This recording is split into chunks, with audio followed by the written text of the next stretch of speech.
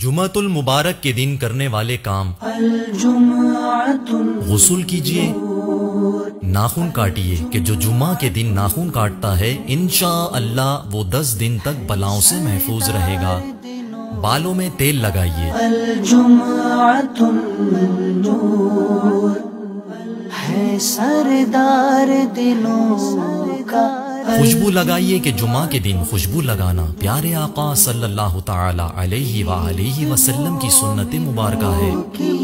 الجمعۃ امامہ باندھیے کہ بے شک اللہ عز و جل اور اس کے فرشتے درود بھیجتے ہیں۔ جمعہ کے دن امامہ بالوں پر اچھے اور سفید کپڑے پہنیے کہ حدیث شریف میں ہے کہ سفید کپڑے پہنا کرو کہ وہ بہت پاکیزہ اور پسندیدہ ہیں۔